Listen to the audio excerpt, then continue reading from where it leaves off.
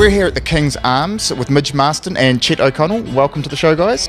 It's great to be here. Cool. So, Midge, your first love was rock and roll. How did you get into rock and roll? Well, I kind of grew up in that era, and for us, at my age, I grew up in New Plymouth. Sure. And the jukebox was the place you'd find it. Right. Pretty much. Radio was pretty conservative back then. Cool. And then, obviously, once you discovered rock and roll, you transitioned into blues. How did that come about? Through the Rolling Stones, the Kinks, the Pretty Things, bands like Downliners, Sect, and a guy called John Mayall. Right. Now, he was one of the forefront. He was at the forefront, really, of bringing this black American music they got from Chicago and spreading the word in England. And then eventually we got it through him. So who were some of your early influences as a harmonica player? Sonny Terry was the first. And then slowly, but surely the floodgates opened. Right. And we started hearing more and more and more and more, including the acoustic harmonica players. And then when it moved to Chicago, we started hearing the guys like Little Walter Jacobs and Big Walter Horton who amplified it. So, Chet, how did you and Midge meet? I think I probably met Midge probably around 2000s. I think I started playing in his band around 2001. Cool. It was one of those things where I was basically called in to fill in for the other guy, and I just never left. And Chet, so what made you pick up a guitar in the first place? Well, my dad always played guitar. I was born up in Whangarei, and he was in bands his whole life. So I was immersed in music as a child. There was always band practice in the basement. Cool. One night a week, and I was one of those kids. My sister and I dragged along to halls for functions and sleeping in a blanket at the back of the stage and stuff. So it's all I knew. This is a question you probably get asked quite a lot, but you became quite good friends with Stevie Ray before he tragically passed. How did that friendship develop?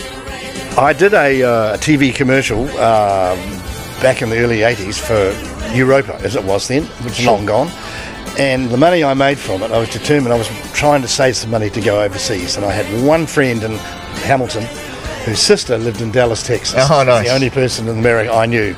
So I arranged to go and went there, and her husband, Chuck, was a huge man. He was a Kiwi. He's like 6'3", and he was the prop for the Dallas Rugby Club in the middle of Dallas, Texas. You believe this?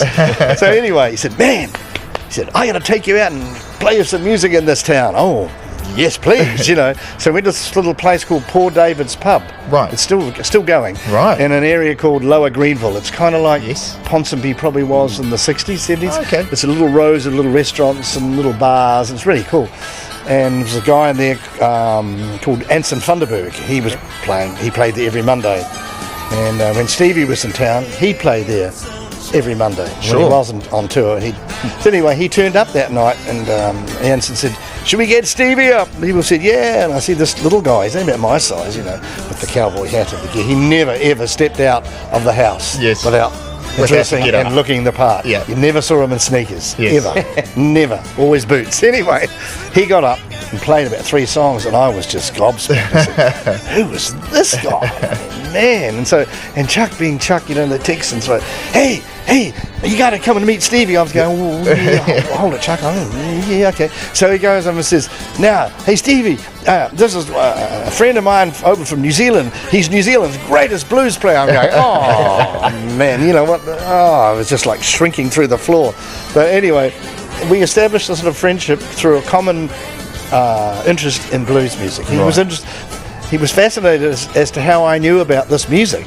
For the Push Play viewers out there, where can they keep up to date with what's happening with Midge and with what you guys are up to? It's in Facebook. Facebook's become the thing to keep an eye on. Both myself and Midge are on Facebook there, so that's sort of the best way now to let people know about stuff. And so we have got more shows coming up later in the year, and always looking for new places to go and play. Well, thanks guys for coming on Push Play this evening. Hope you have a great show.